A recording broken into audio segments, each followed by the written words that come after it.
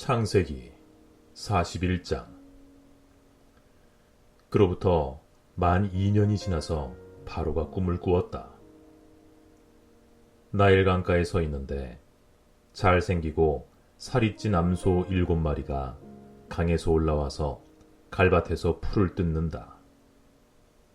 그 뒤를 이어서 흉측하고 야윈 다른 암소 7마리가 강에서 올라와서 먼저 올라온 소들과 함께 강가에 선다.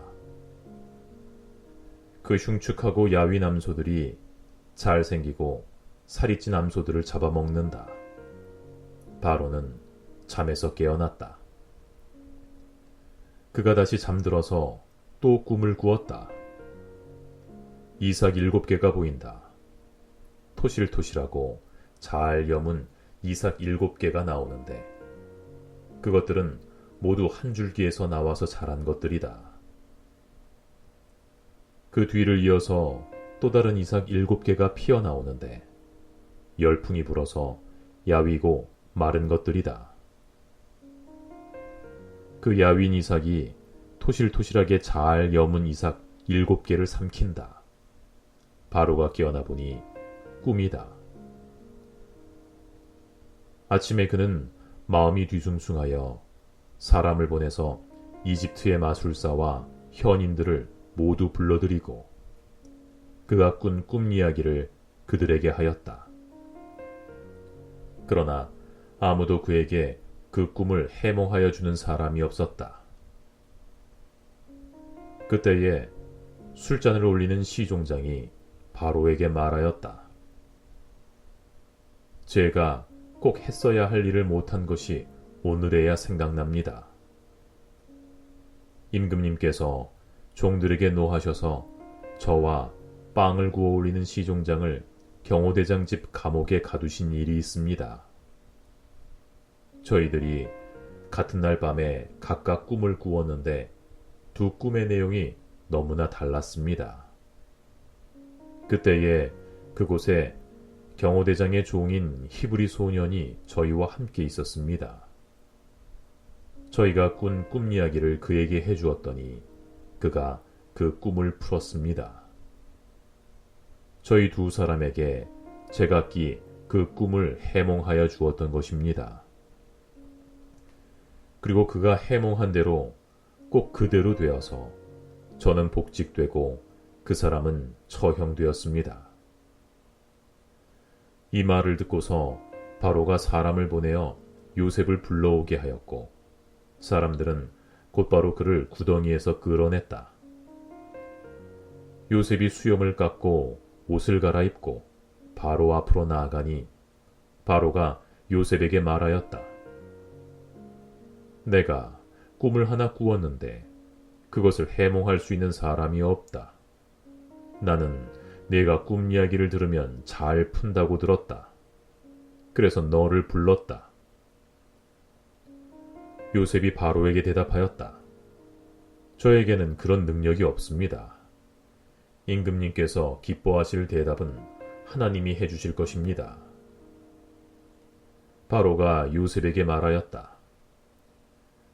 꿈에 내가 나일 강가에 서 있는데 살이 찌고 잘생긴 암소 7마리가 강에서 올라와서 갈밭에서 풀을 뜯었다. 그것들의 뒤를 이어서 약하고 아주 흉측하고 야윈 다른 암소 7마리가 올라오는데 이집트 온 땅에서 내가 일찍이 본 일이 없는 흉측하기 짝이 없는 그런 암소들이었다. 그 야위고 흉측한 암소들은 먼저 올라온 기름진 암소 7마리를 잡아먹었다.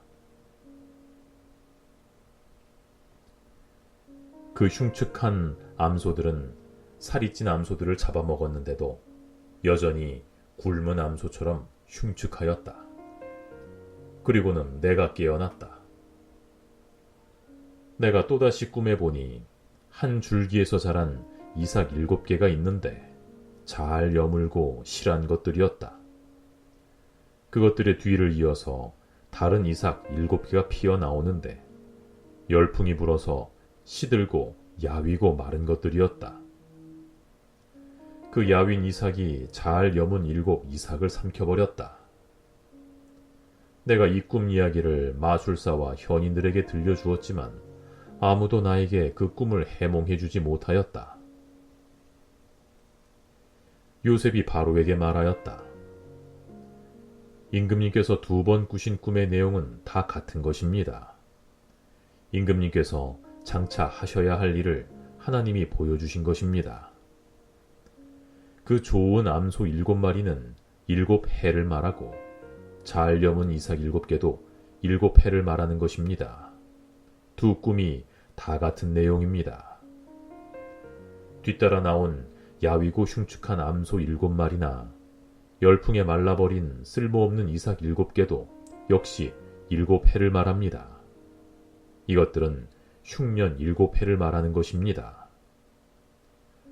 이제 제가 임금님께 말씀드린 바와 같이 임금님께서 앞으로 하셔야 할 일을 하나님이 보여주신 것입니다. 앞으로 올 7해 동안에는 온 이집트 땅에 큰 풍년이 될 것입니다. 그런데 곧 이어서 7해 동안 흉년이 될 것입니다. 그렇게 되면 이집트 땅에 언제 풍년이 있었더냐는 듯이 지나간 일을 다 잊어버리게 될 것입니다. 그리고 기근이 이 땅을 황폐하게 할 것입니다.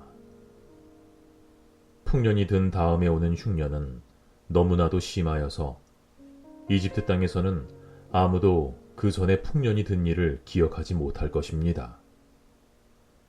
임금님께서 같은 꿈을 2번이나 거듭 꾸신 것은 하나님이 이 일을 하시기로 이미 결정하시고 그 일을 꼭 그대로 하시겠다는 것을 말씀해 주시는 것입니다. 이제 임금님께서는 명철하고 슬기로운 사람을 책임자로 세우셔서 이집트 땅을 다스리게 하시는 것이 좋을 듯합니다. 임금님께서는 전국의 관리들을 임명하셔서 풍년이 계속되는 7해 동안에 이집트 땅에서 거둔 것의 5분의 1을 해마다 받아들이도록 하심이 좋을 듯합니다. 앞으로 올 풍년에 그 관리들은 온갖 먹을거리를 거두어들이고 임금님의 권한 아래 각 성읍에 곡식을 갈무리하도록 하십시오. 이 먹을거리는 이집트 땅에서 7해 동안 이어갈 흉년에 대비해서 그때에 이 나라 사람들이 먹을 수 있도록 갈무리해 두셔야 합니다. 그렇게 하시면 기근이 이 나라를 망하게 하지 못할 것입니다. 바로와 모든 신하들은 이 제안을 좋게 여겼다. 바로가 신하들에게 말하였다. 하나님의 영이 함께하는 사람을 이 사람 말고 어디에서 또 찾을 수 있겠느냐? 바로가 요셉에게 말하였다. 하나님이 너에게 이 모든 것을 알리셨는데 너처럼 명철하고 슬기로운 사람이 어디에 또 있겠느냐? 네가 나의 집을 다스리는 책임자가 되어라. 나의 모든 백성은 너의 명령을 따를 것이다. 내가 너보다 높다는 것은 내가 이 자리에 앉아 있다는 것뿐이다. 바로가 또 요셉에게 말하였다. 내가 너를 온 이집트 땅에 총리로 세운다.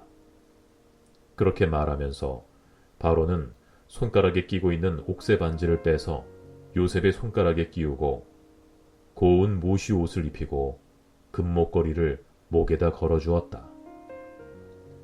그런 다음에 또 자기의 병거에 버금가는 병거에 요셉을 태우니 사람들이 물러나거라 하고 외쳤다. 이렇게 해서 바로는 요셉을 온 이집트 땅에 총리로 세웠다. 바로가 요셉에게 말하였다. 나는 바로다. 이집트 온 땅에서 총리의 허락이 없이는 어느 누구도 손 하나, 발 하나도 움직이지 못한다. 바로는 요셉에게 사브낫 바네아라는 이름을 지어주고 온의 제사장 보디베라의 딸 아스낫과 결혼을 시켰다. 요셉이 이집트 땅을 순찰하러 나섰다. 요셉이 이집트 왕 바로를 섬기기 시작할 때에 그의 나이는 30살이었다. 요셉은 바로 앞에서 물러나와서 이집트 온 땅을 두루 다니면서 살폈다. 풍년을 이룬 7해 동안에 땅에서 생산된 것은 대단히 많았다. 요셉은 이집트 땅에서 7해 동안 이어간 풍년으로 생산된 모든 먹을거리를 거두어들여 여러 성읍에 저장해 두었다. 각 성읍 근처 밭에서 나는 곡식은 각각 그 성읍에 쌓아두었다. 요셉이 저장한 곡식의 양은 엄청나게 많아서 마치 바다의 모래와 같았다.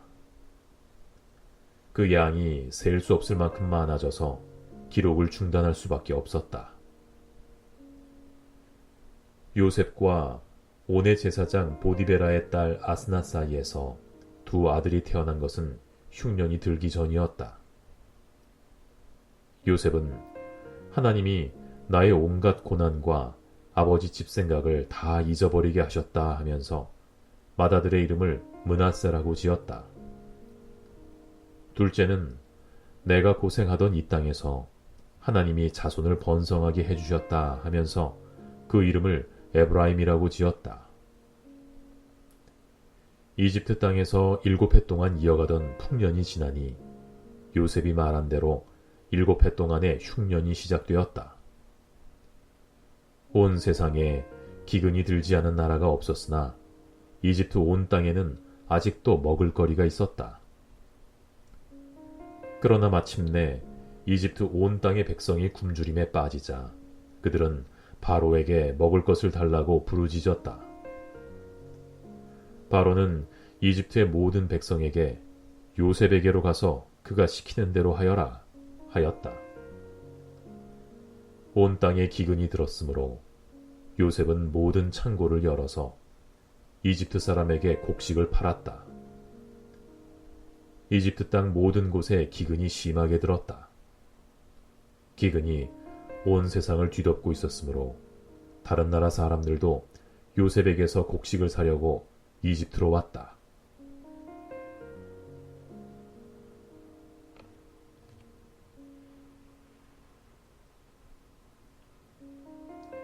창세기 42장. 야곱은 이집트에 곡식이 있다는 말을 듣고서 아들들에게 말하였다. 얘들아, 왜 서로 얼굴들만 쳐다보고 있느냐? 야곱이 말을 이었다. 듣자 하니 이집트에 곡식이 있다고 하는구나. 그러니 그리로 가서 곡식을 좀 사오너라. 그래야 먹고 살지. 가만히 있다가는 굶어 죽겠다. 그래서 요셉의 형 10명이 곡식을 사려고 이집트로 갔다. 야곱은 요셉의 아우 베냐민만은 형들에게 딸려 보내지 않았다. 베냐민을 같이 보냈다가 무슨 변이라도 당할까 보아 겁이 났기 때문이다. 가나안 땅에도 기근이 들었으므로 이스라엘의 아들들도 곡식을 사러 가는 사람들 틈에 끼었다.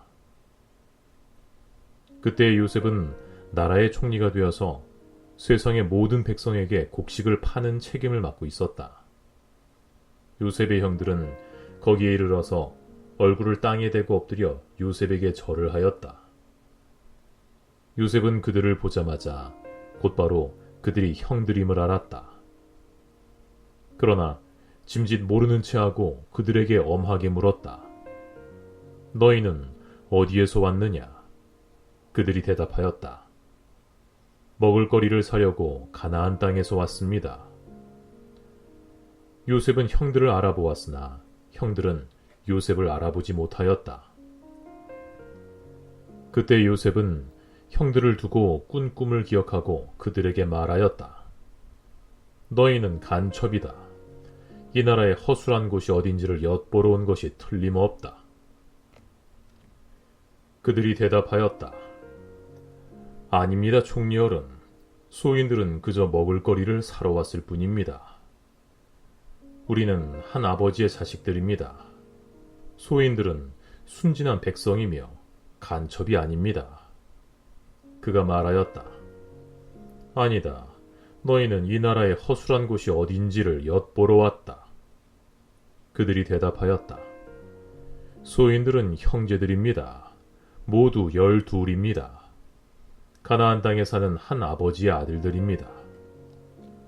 막내는 소인들의 아버지와 함께 있고 또 하나는 이렇습니다. 요셉이 그들에게 말하였다. 내 말이 틀림없다.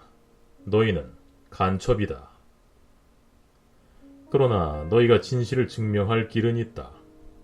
바로께서 살아계심을 두고 맹세한다. 너희가 막내 아우를 이리로 데리고 오지 않으면 너희는 여기에서 한 발자국도 벗어나지 못한다. 너희 가운데서 한 사람을 보내어 너희 집에 남아있는 아우를 이리로 데려오게 하고 나머지는 감옥에 가두어 두겠다. 나는 이렇게 하여 너희가 한 말이 사실인지를 시험해 보겠다.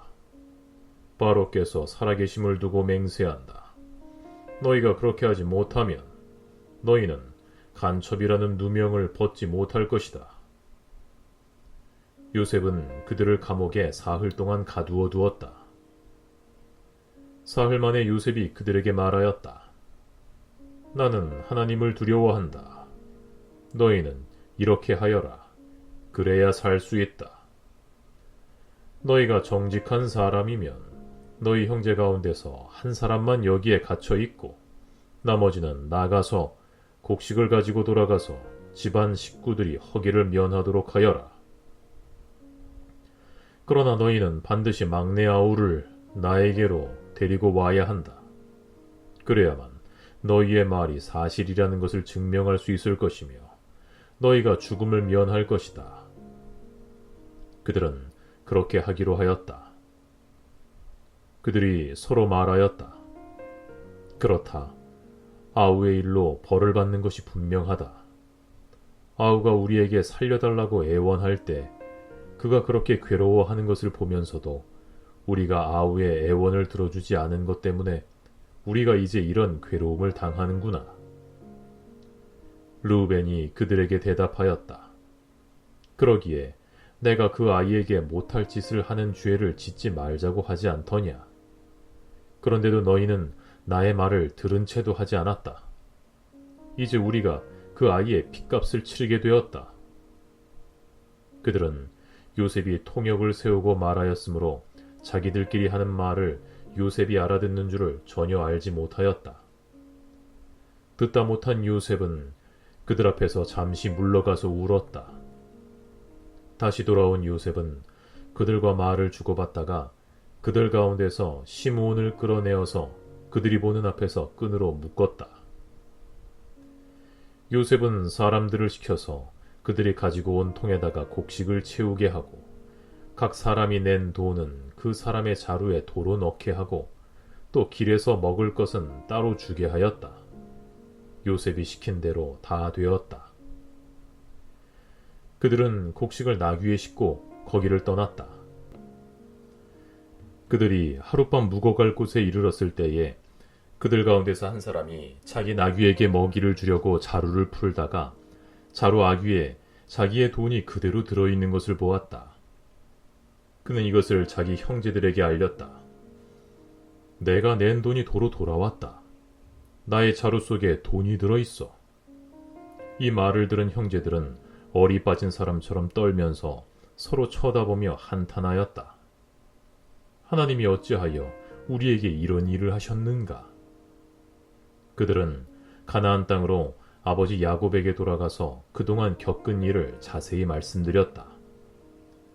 그 나라의 높으신 분이 우리를 보더니 엄하게 꾸짖고 우리를 그 나라를 엿보러 간 간첩으로 여기는 것입니다. 그래서 우리는 그에게 우리는 정직한 사람입니다. 우리는 간첩이 아닙니다. 우리는 모두 한 아버지의 자식들로서 12형제입니다. 하나는 잃고 또 막내는 가나안 땅에 우리 아버지와 함께 있습니다. 하고 말씀을 드렸습니다. 그랬더니 그 나라의 높으신 분이 우리에게 이르기를 어디 너희가 정말 정직한 사람들인지 내가 한번 알아보겠다. 너희 형제 가운데서 한 사람은 여기에 나와 함께 남아있고 나머지는 너희 집안 식구들이 굶지 않도록 곡식을 가지고 돌아가거라. 그리고 너희의 막내 아우를 나에게로 데리고 오너라. 그래야만 너희가 간첩이 아니고 정직한 사람이란 것을 내가 알 수 있겠다.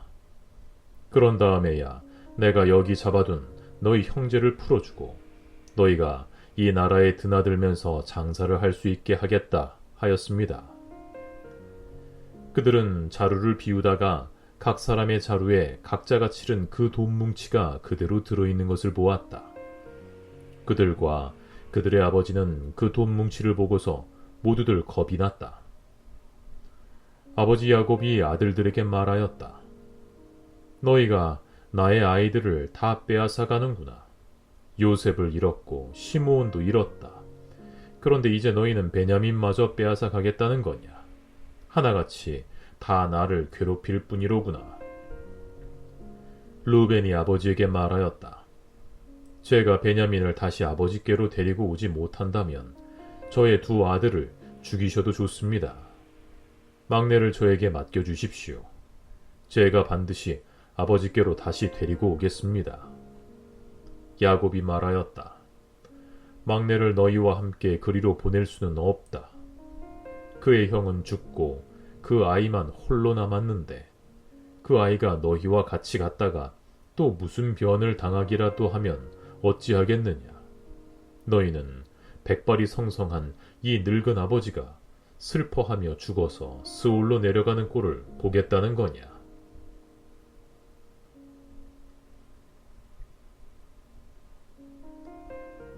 창세기 43장. 그 땅에 기근이 더욱 심해갔다. 그들이 이집트에서 가지고 온 곡식이 다 떨어졌을 때에 아버지가 아들들에게 말하였다. 다시 가서 먹을거리를 조금 더 사오너라. 유다가 아버지에게 말하였다. 그 사람이 우리에게 엄하게 경고하면서 너희가 막내 아우를 데리고 오지 않으면 다시는 나의 얼굴을 못 볼 것이다 하고 말하였습니다. 우리가 막내를 데리고 함께 가게 아버지께서 허락하여 주신다면 다시 가서 아버지께서 잡수실 것을 사오겠습니다. 그러나 아버지께서 막내를 보낼 수 없다고 하시면 우리는 갈 수 없습니다. 그분이 우리에게 말하기를 너희가 막내 아우를 데리고 오지 않으면 다시는 나의 얼굴을 못 볼 것이다 하였기 때문입니다. 이스라엘이 자식들을 탓하였다. 어찌하려고 너희는 아우가 있다는 말을 그 사람에게 해서 나를 이렇게도 괴롭히느냐. 그들이 대답하였다. 그 사람은 우리와 우리 가족에 관하여서 낱낱이 캐물었습니다. 너희 아버지가 살아계시냐 하고 묻기도 하고 또 다른 형제가 더 있느냐 하고 묻기도 하였습니다. 우리는 그저 그가 묻는 대로 대답하였을 뿐입니다. 그가 우리의 아우를 그리로 데리고 오라고 말할 것이라고는 상상도 하지 못했습니다. 유다가 아버지 이스라엘에게 말하였다. 제가 막내를 데리고 가게 해주십시오. 그러면 우리가 곧 떠나겠습니다. 그렇게 하여야 우리도 아버지도 우리의 어린 것들도 죽지 않고 살 수 있을 것입니다. 제가 그 아이의 안전을 책임지겠습니다. 아버지께서는 그 아이에 대해서는 저에게 책임을 물어주십시오. 제가 그 아이를 아버지께로 다시 데리고 와서 아버지 앞에 세우지 못한다면 그 죄를 제가 평생 달게 받겠습니다. 우리가 이렇게 머뭇거리고 있지 않았으면 벌써 2번도 더 다녀왔을 것입니다. 아버지 이스라엘이 아들들에게 말하였다. 꼭 그렇게 해야만 한다면 이렇게 하도록 하여라. 이 땅에서 나는 것 가운데 가장 좋은 토산물을 너희 그릇에 담아가지고 가서 그 사람에게 선물로 드리도록 하여라. 유향과 꿀을 얼마쯤 담고 향품과 모략과 유향나무 열매와 감복숭아를 담아라. 돈도 2배를 가지고 가거라. 너희 자루 아귀에 담겨 돌아온 돈은 되돌려 주어야 한다. 아마도 그것은 실수였을 것이다. 너희 아우를 데리고 어서 그 사람에게로 가거라. 너희들이 그 사람 앞에 설 때에 전능하신 하나님이 그 사람을 감동시키셔서 너희에게 자비를 베풀게 해주시기를 빌 뿐이다. 그가 거기에 남아있는 아이와 베냐민도 너희와 함께 돌려보내준다면 더 바랄 것이 없겠다. 자식들을 잃게 되면 잃는 것이지 난들 어떻게 하겠느냐. 사람들은 선물을 꾸리고 돈도 갑절을 지니고 베냐민을 데리고 급히 이집트로 가서 요셉 앞에 섰다. 요셉은 베냐민이 그들과 함께 온 것을 보고서 자기 집 관리인에게 말하였다. 이 사람들을 집으로 데리고 가거라. 짐승을 잡고 밥상도 준비하여라. 이 사람들은 나와 함께 점심을 먹을 것이다. 요셉이 말한 대로 관리인이 그 사람들을 요셉의 집으로 안내하였다. 그 사람들은 요셉의 집으로 안내를 받아 들어가면서 겁이 났다. 그들은 지난번에 여기에 왔을 적에 우리가 낸 돈이 알지도 못하는 사이에 우리의 자루 속에 담겨서 되돌아왔는데 그 돈 때문에 우리가 이리로 끌려온다. 그 일로 그가 우리에게 달려들어서 우리의 나귀를 빼앗고 우리를 노예로 삼으려는 것이 틀림없다 하고 걱정하였다. 그래서 그들은 요셉의 집 문 앞에 이르렀을 때에 요셉의 집 관리인에게 가서 물었다. 우리는 지난번에 여기에서 곡식을 사간 일이 있습니다. 하룻밤 묵어갈 곳에 이르러서 자루를 풀다가 우리가 치른 돈이 액수 그대로 우리 각자의 자루 아귀 안에 고스란히 들어있는 것을 보았습니다. 그래서 우리가 그것을 다시 가지고 왔습니다. 또 우리는 곡식을 살 돈도 따로 더 가지고 왔습니다. 우리는 누가 그 돈을 우리의 자루 속에 넣었는지 모릅니다. 그 관리인이 말하였다. 그동안 별거 없으셨는지요? 걱정 마십시오. 댁들을 돌보시는 하나님, 댁들의 조상을 돌보신 그 하나님이 그 자루에 보물을 넣어주신 것입니다. 나는 댁들이 낸 돈을 받았습니다. 이렇게 말하면서 관리인은 시므온을 그들에게로 데리고 갔다. 관리인은 그 사람들을 요셉의 집 안으로 안내하고서 발 씻을 물도 주고 그들이 끌고 온 나귀에게도 먹이를 주었다. 그들은 거기에서 밥을 먹게 된다는 말을 들었으므로 정오에 올 요셉을 기다리면서 장만해 온 선물을 정돈하고 있었다.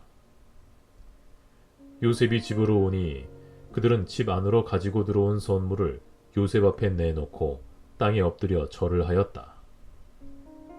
요셉은 그들의 안부를 묻고 난 다음에 전에 그대들이 나에게 말한 그 연세 많으신 아버지도 안녕하시오. 그분이 아직도 살아계시오. 하고 물었다. 그들은 총리 어른의 종인 소인들의 아버지는 지금도 살아있고 평안합니다. 하고 대답하면서 몸을 굽혀서 절을 하였다. 요셉이 둘러보다가 자기의 친어머니의 아들 친동생 베냐민을 보면서 이 아이가 지난번에 그대들이 나에게 말한 바로 그 막내 아우요? 하고 물었다. 그러면서 그는 귀엽구나. 하나님이 너에게 복 주시기를 빈다. 하고 말하였다. 요셉은 자기 친동생을 보다가 마구 치밀어 오르는 형제의 정을 누르지 못하여 급히 울 곳을 찾아 자기의 방으로 들어가서 한참 동안 울고 얼굴을 씻고 돌아 나와서 그 정을 누르면서 밥상을 차려라 하고 명령하였다. 밥상을 차리는 사람들은 요셉에게 상을 따로 차려서 올리고 그 형제들에게도 따로 차리고 요셉의 집에서 먹고 사는 이집트 사람들에게도 따로 차렸다. 이집트 사람들은 히브리 사람들과 같은 상에서 먹으면 부정을 탄다고 생각하기 때문에 상을 같이 차리지 않은 것이다. 요셉의 형제들은 안내를 받아가며 요셉 앞에 앉았는데 앉고 보니 맏아들로부터 막내 아들에 이르기까지 나이 순서를 따라서 앉게 되었다.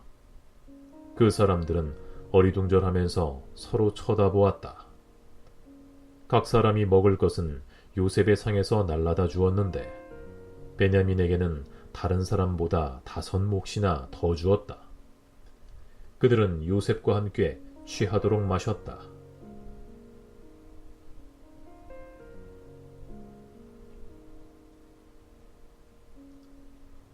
창세기 44장. 요셉이 집 관리인에게 명령하였다. 저 사람들이 가지고 갈 수 있을 만큼 많이 자루에 곡식을 담아라. 그들이 가지고 온 돈도 각 사람의 자루 아귀에 넣어라. 그리고 어린아이의 자루에다가는 곡식값으로 가지고 온 돈과 내가 쓰는 은잔을 함께 넣어라. 관리인은 요셉이 명령한 대로 하였다. 다음날 동이틀 무렵에 그들은 나귀를 이끌고 길을 나섰다. 그들이 아직 그 성읍에서 얼마 가지 않았을 때에 요셉이 자기 집 관리인에게 말하였다. 빨리 저 사람들의 뒤를 쫓아가거라. 그들을 따라잡거든 그들에게 너희는 왜 선을 악으로 갚느냐? 어찌하려고 은잔을 훔쳐가느냐? 그것은 우리 주인께서 마실 때 쓰는 잔이요 점을 치실 때 쓰는 잔인 줄 몰랐느냐? 너희가 이런 일을 저지르다니 매우 고약하구나 하고 호통을 쳐라. 관리인이 그들을 따라잡고서 요셉이 시킨 말을 그들에게 그대로 하면서 호통을 쳤다. 그러자 그들이 그에게 말하였다. 어찌하여 그런 말씀을 하십니까? 소인들 가운데 그런 일을 저지를 사람이 하나도 없습니다. 지난번 자루 아귀에서 나온 돈을 되돌려 드리려고 가나안 땅에서 여기까지 가지고 오지 않았습니까? 그런데 어떻게 우리가 그대의 상전댁에 있는 은이나 금을 훔친다는 말입니까? 소인들 가운데서 어느 누구에서라도 그것이 나오면 그를 죽여도 좋습니다. 그리고 나머지 우리는 주인의 종이 되겠습니다. 그가 말하였다. 그렇다면 좋다. 너희가 말한 대로 하자. 그러나 누구에서든지 그것이 나오면 그 사람만이 우리 주인의 종이 되고 너희 나머지 사람들에게는 죄가 없다. 그들은 얼른 각자의 자루를 땅에 내려놓고서 풀었다. 관리인이 맏아들의 자루부터 시작하여 막내 아들의 자루까지 뒤지니 그 잔이 베냐민의 자루에서 나왔다. 이것을 보자 그들은 슬픔이 북받쳐서 옷을 찢고 울면서 저마다 나귀의 짐을 다시 싣고 성으로 되돌아갔다. 유다와 그의 형제들이 요셉의 집에 이르니 요셉이 아직 거기에 있었다. 그들이 요셉 앞에 나가서 땅에 엎드리자 요셉이 호통을 쳤다. 너희가 어찌하여 이런 일을 저질렀느냐? 나 같은 사람이 점을 쳐서 물건을 찾는 줄을 너희는 몰랐느냐? 유다가 대답하였다. 우리가 주인 어른께 무슨 할 말이 있겠습니까? 무슨 변명을 할 수 있겠습니까? 어찌 우리의 죄 없음을 밝힐 수 있겠습니까? 하나님이 소인들의 죄를 들추어 내셨으니 우리와 이 잔을 가지고 간 아이가 모두 주인 어른의 종이 되겠습니다. 요셉이 말하였다. 그렇게까지 할 것은 없다.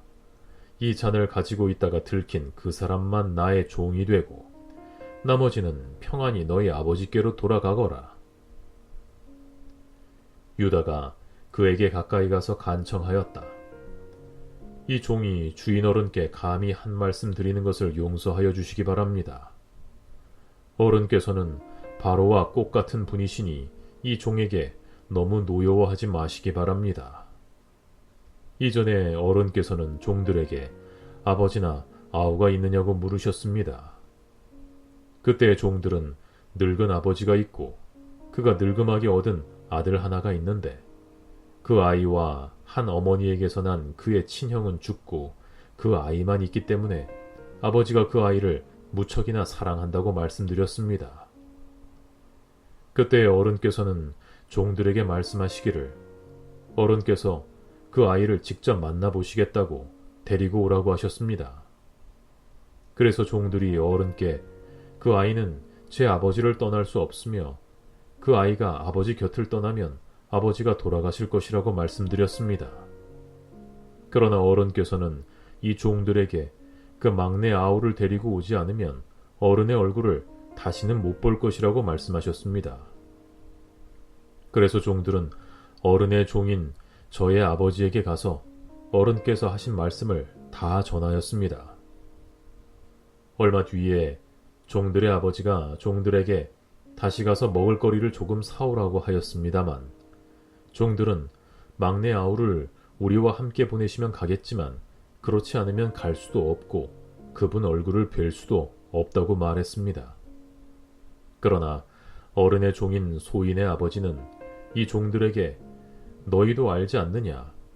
이 아이의 어머니가 낳은 자식이 둘뿐인데 한 아이는 나가더니 돌아오지 않는다. 사나운 짐승에게 변을 당한 것이 틀림없다. 그 뒤로 나는 그 아이를 볼 수 없다. 그런데 너희가 이 아이마저 나에게서 데리고 갔다가 이 아이마저 변을 당하기라도 하면 어찌하겠느냐? 너희는 백발이 성성한 이 늙은 아버지가 슬퍼하며 죽어가는 꼴을 보겠다는 거냐? 하고 걱정하였습니다. 아버지의 목숨과 이 아이의 목숨이 이렇게 얽혀 있습니다. 소인이 어른의 종 저희 아버지에게 되돌아갈 때에 우리가 이 아이를 데리고 가지 못하거나 소인의 아버지가 이 아이가 없는 것을 알면 소인의 아버지는 곧바로 숨이 넘어가고 말 것입니다. 일이 이렇게 되면 어른의 종들은 결국 백발이 성성한 아버지를 슬퍼하며 돌아가시도록 만든 꼴이 되고 맙니다.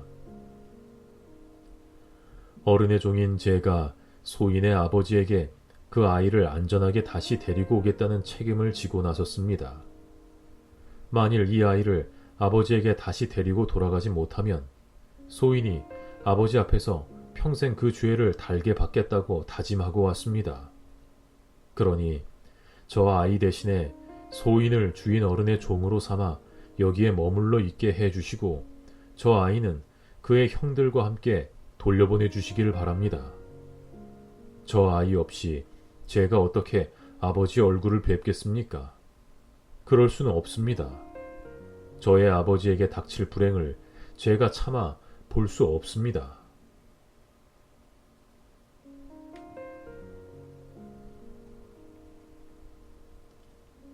창세기 45장. 요셉은 북받치는 감정을 억누르지 못하고 자기의 모든 시종들 앞에서 그만 모두들 물러가라 하고 소리쳤다. 주위 사람들을 물러나게 하고 요셉은 드디어 자기가 누구인지를 형제들에게 밝히고 나서 한참 동안 울었다. 그 울음소리가 어찌나 크던지 밖으로 물러난 이집트 사람들에게도 들리고 바로의 궁에도 들렸다. 내가 요셉입니다. 아버지께서 아직 살아계시다고요. 요셉이 형제들에게 이렇게 말하였으나 놀란 형제들은 어리둥절하여 요셉 앞에서 입이 얼어붙고 말았다. 이리 가까이 오십시오 하고 요셉이 형제들에게 말하니 그제야 그들이 요셉 앞으로 다가왔다. 내가 형님들이 이집트로 팔아넘긴 그 아우입니다. 그러나 이제는 걱정하지 마십시오. 자책도 하지 마십시오. 형님들이 나를 이곳에 팔아넘기긴 하였습니다만 그것은 하나님이 형님들보다 앞서서 나를 여기에 보내셔서 우리의 목숨을 살려주시려고 그렇게 하신 것입니다. 이 땅에 흉년이 든지 이태가 됩니다.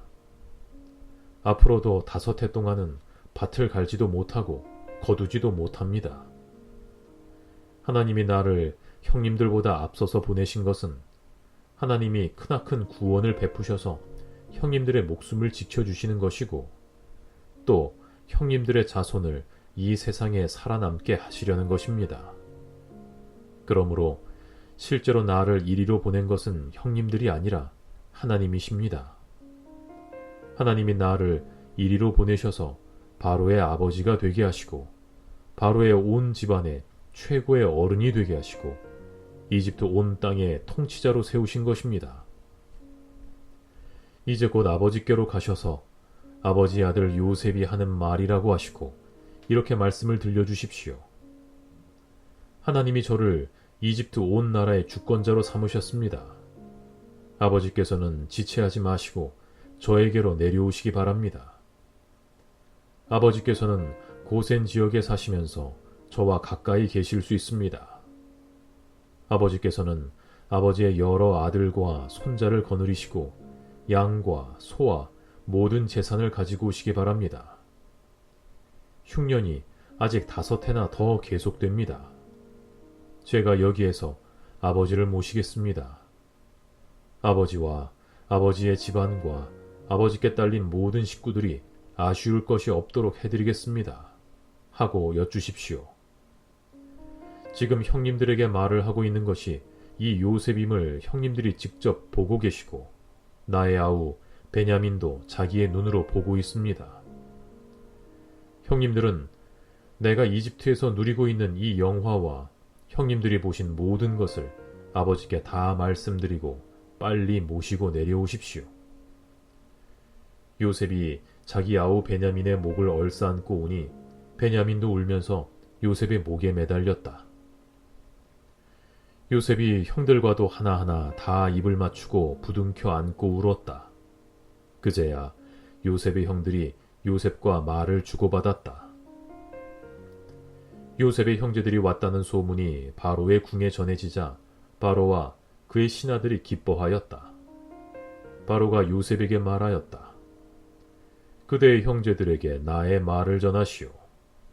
짐승들의 등에 짐을 싣고 가나안 땅으로 돌아가서 그대의 부친과 가족을 내가 있는 곳으로 모시고 오게 하시오. 이집트에서 가장 좋은 땅을 드릴 터이니 그 기름진 땅에서 나는 것을 누리면서 살 수 있다고 이르시오. 그대는 또 이렇게 나의 말을 전하시오. 어린 것들과 부인들을 태우고 와야 하니 수레도 이집트에서 여러 대를 가지고 올라가도록 하시오. 그대의 아버지도 모셔오도록 하시오. 이집트 온 땅 가운데서도 가장 좋은 땅이 그들의 것이 될 터이니 가지고 있는 물건들은 미련 없이 버리고 오라고 하시오. 이스라엘의 아들들은 바로가 하라는 대로 하였다. 요셉은 바로가 명령한 대로 그들에게 수레를 여러 대 내주고 여행길에 먹을 것도 마련하여 주었다. 또 그들에게 새 옷을 한 벌씩 주고 베냐민에게는 특히 은돈 300세겔과 옷 5벌을 주었다. 요셉은 아버지에게 드릴 또 다른 예물을 마련하였다. 이집트에서 나는 귀한 물건을 수나귀 10마리에 나누어 싣고 아버지가 이집트로 오는 길에 필요한 곡식과 빵과 다른 먹을거리는 암나귀 10마리에 나누어 실었다. 요셉은 자기 형제들을 돌려보냈다. 그들과 헤어지면서 요셉은 가시는 길에 서로들 탓하지 마십시오 하고 형들에게 당부하였다. 그들은 이집트에서 나와 가나안 땅으로 들어가서 아버지 야곱에게 이르렀다. 그들이 야곱에게 말하였다. 요셉이 지금까지 살아있습니다. 이집트 온 나라를 다스리는 총리가 되었습니다. 이 말을 듣고서 야곱은 정신이 나간 듯 어리벙벙하여 그 말을 고지 들을 수가 없었다. 그러나 요셉이 한 말을 아들들에게서 모두 전해 듣고 또한 요셉이 자기를 데려오라고 보낸 그 수레들을 보고 나서야 아버지 야곱은 비로소 제정신이 들었다. 이제는 죽어도 한이 없다. 나의 아들 요셉이 아직 살아있다니. 가고 말고 내가 죽기 전에 그 아이를 보아야지 하고 이스라엘은 중얼거렸다.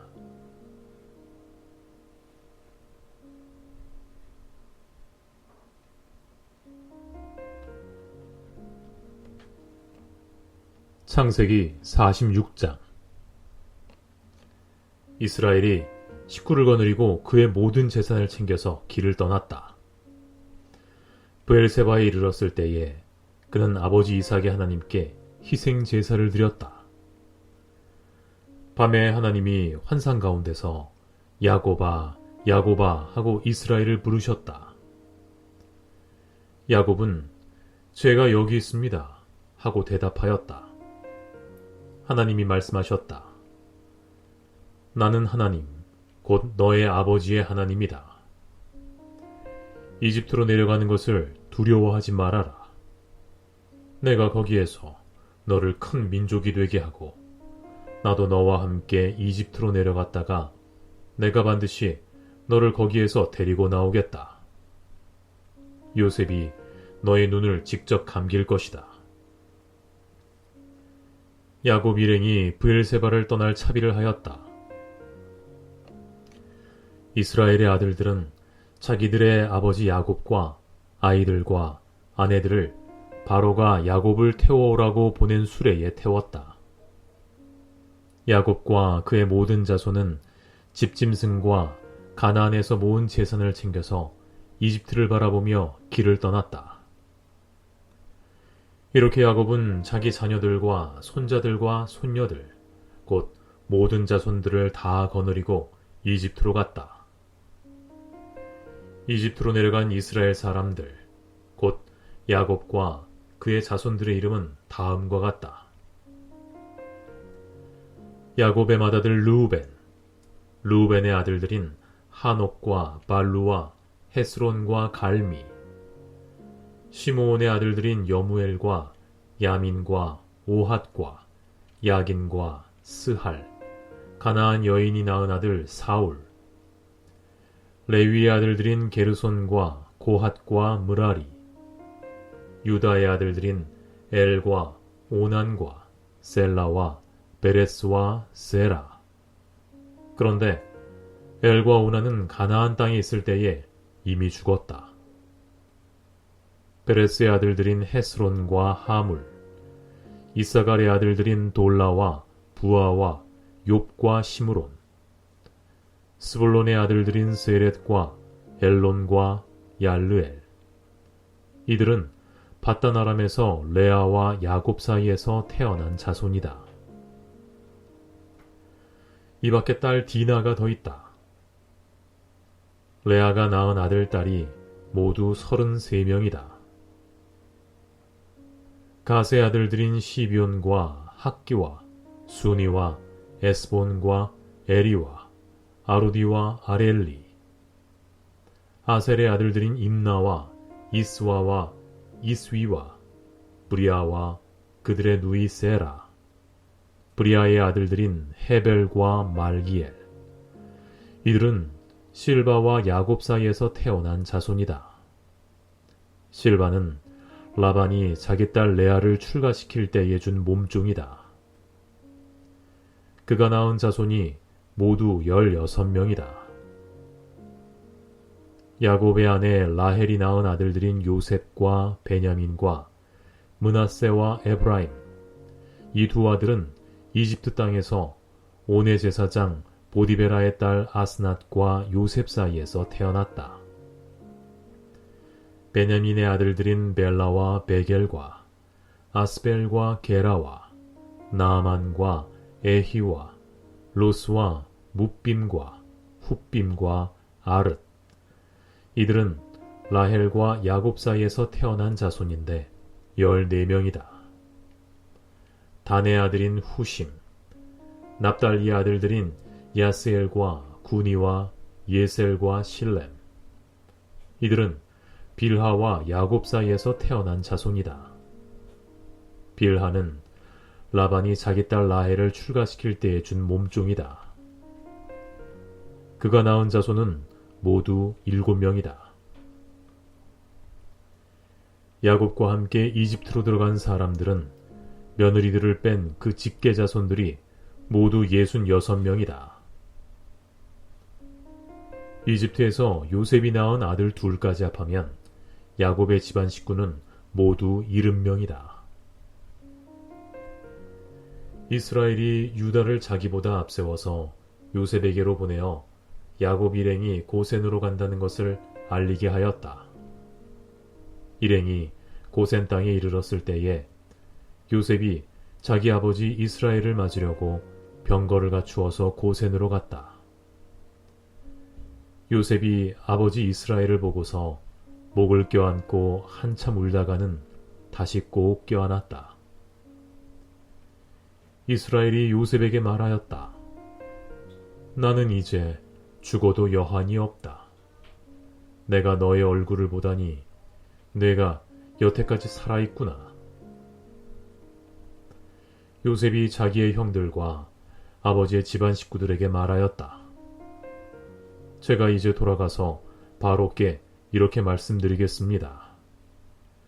가나안 땅에 살던 저의 형제들과 아버지의 집안이 저를 만나보려고 왔습니다. 그들은 본래부터 목자이고 집짐승을 기르는 사람들인데 그들이 가지고 있는 양과 소와 모든 재산을 챙겨서 이리로 왔습니다.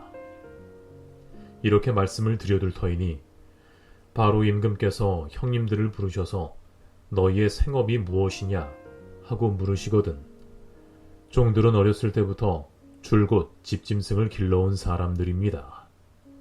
우리와 우리 조상이 다 그러합니다. 하고 대답하셔야 합니다. 그래야 형님들이 고센 땅에 정착하실 수 있습니다. 이집트 사람은 목자라고 하면 생각할 것도 없이 꺼리기 때문에 가까이 하지 않습니다.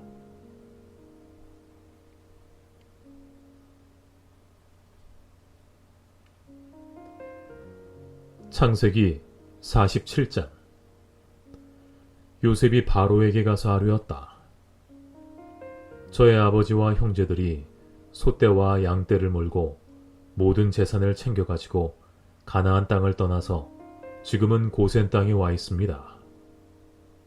요셉은 형들 가운데서 5사람을 뽑아서 바로에게 소개하였다. 바로가 그 형제들에게 물었다. 그대들은 생업이 무엇이요? 그들이 바로에게 대답하였다. 임금님의 종들은 목자들입니다. 우리 조상들도 마찬가지였습니다. 그들은 또 그에게 말하였다. 소인들은 여기에 잠시 머무르려고 왔습니다. 가나안 땅에는 기근이 심하여 소떼가 풀을 뜯을 풀밭이 없습니다. 그러하오니 소인들이 고센 땅에 머무를 수 있도록 허락하여 주시기를 바랍니다. 바로가 요셉에게 대답하였다. 그대의 아버지와 형제들이 그대에게로 왔소. 이집트 땅이 그대 앞에 있으니 그대의 아버지와 형제들이 이 땅에서 가장 좋은 곳에서 살도록 거주지를 마련하시오. 그들이 고센 땅에서 살도록 주선하시오.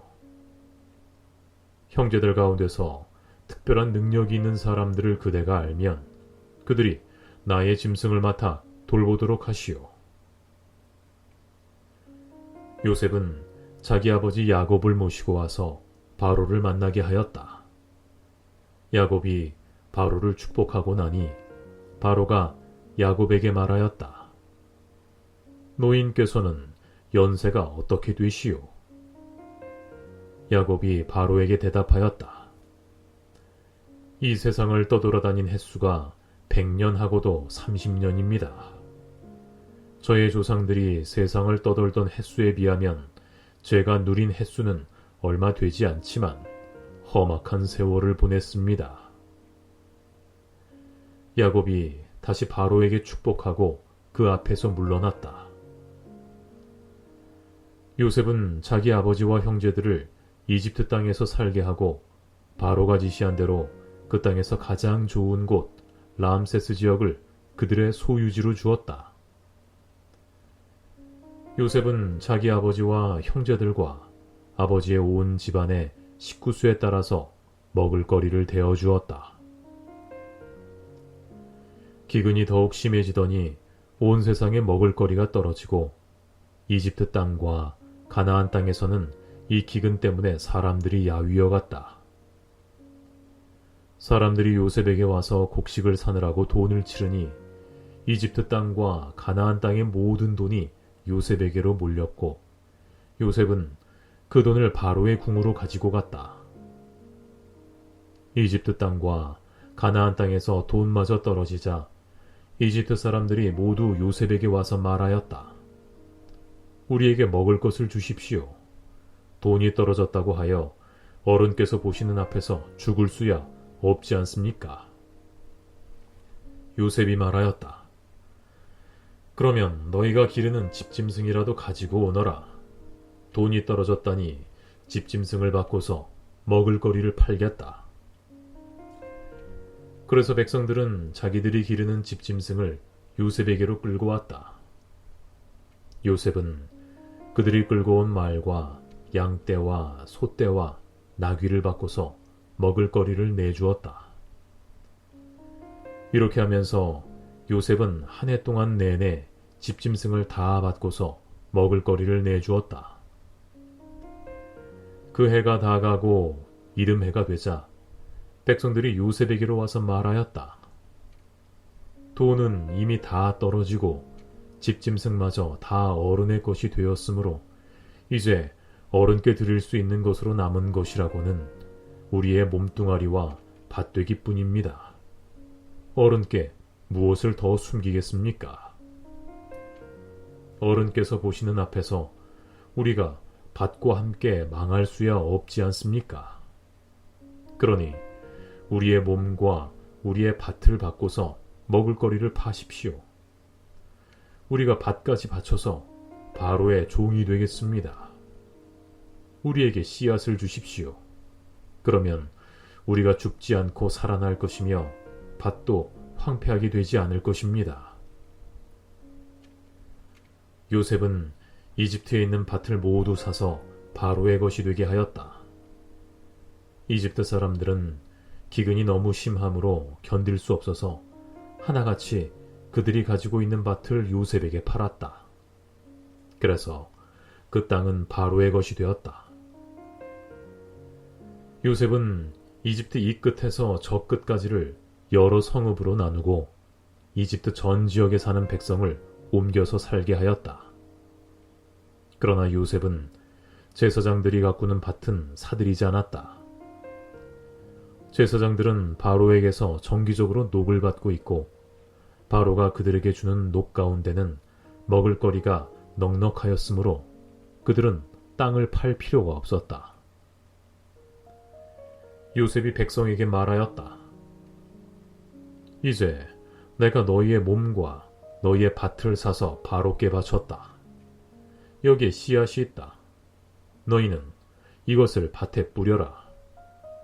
곡식을 거둘 때에 거둔 것에서 5분의 1을 바로께 바치고 나머지 5분의 4는 너희가 가져라. 거기에서 밭에 뿌릴 씨앗을 따로 떼어 놓으면 그 남는 것이 너희와 너희 집안과 너희 자식들의 먹을거리가 될 것이다. 백성들이 말하였다. 어른께서 우리의 목숨을 건져주셨습니다. 어른께서 우리를 어여삐 보시면 우리는 기꺼이 바로의 종이 되겠습니다. 요셉이 이렇게 이집트의 토지법, 곧 밭에서 거둔 것의 5분의 1을 바로에게 바치는 법을 만들었으며 지금까지도 그 법은 유효하다. 다만 제사장의 땅만은 바로의 것이 되지 않았다. 이스라엘 자손은 이집트의 고센 땅에 자리를 잡았다. 거기에서 그들은 재산을 얻고 생육하며 번성하였다. 야곱이 이집트 땅에서 17해를 살았으니 그의 나이가 147살이었다. 이스라엘은 죽을 날을 앞두고 그의 아들 요셉을 불러놓고 일렀다.